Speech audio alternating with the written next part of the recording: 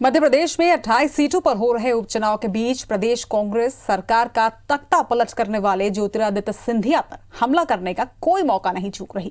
Party Scindia राजवंश को गद्दार साबित करने के लिए सिंधिया के प्रभाव वाले क्षेत्र में बुद्धिजीवियों के घर उपन्यास झांसी की रानी लक्ष्मीबाई भिजवा रही है, जिसमें 1857 की क्रांति को लेकर सिंधिया राजघराने को कटघरे में खड़ा किया गया है। मध्य प्रदेश में 15 साल बाद आई सरकार के 15 महीने में ही गिरने के बाद से ही कांग्रेस ज्योतिरादित्य और सिंधिया परिवार पर हमलावर है। खासकर 1857 क्रांति के दौरान कथित गद्दारी को लेकर। इसी बीच कांग्रेस प्रवक्ता के मिश्रा ने रानी लक्ष्मीबाई पर लिखा एक उपन्यास जारी किया है। कांग्रेस का दावा है कि इस उपन्यास को सिंधिया राजघराने ने धन बल के जोर पर बाजार से गायब करा दिया था।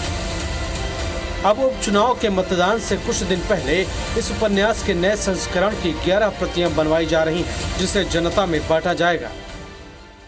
हमारे जख्मों को जो शब्दों के माध्यम से दाब दिया गया इस गद्दार परिवार ने, प्रभाकर आपको भेज रहे हैं। और मुझे फक्र है कि करीब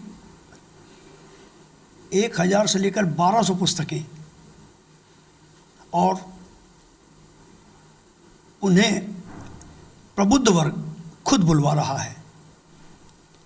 हम उससे बांट चुके हैं। रानी लक्ष्मीबाई पर लिखे उपन्यास पर कांग्रेस चुनावी माइलेज लेने की कोशिश कर रही है।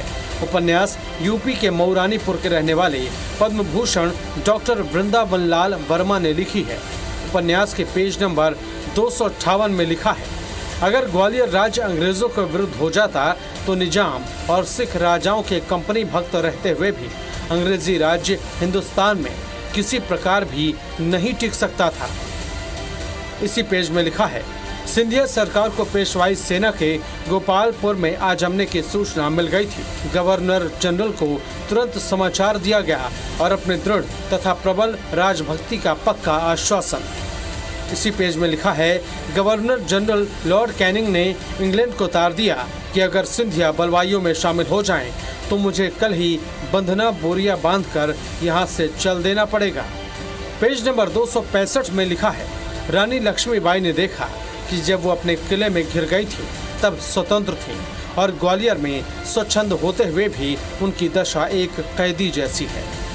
इसी तरह पेज नंबर 281 में लिखा है, अगर हैदराबाद के निजाम और ग्वालियर के सिंधिया अंग्रेजों का पक्ष न लेते तो अंग्रेज 1857 के बाद इस देश में बिल्कुल नहीं ठहर सकते थे। वहीं उपन्यास को बीजेपी फिजूल बता रही है। चुनाव के समय में उन्होंने ऐसा क्यों किया?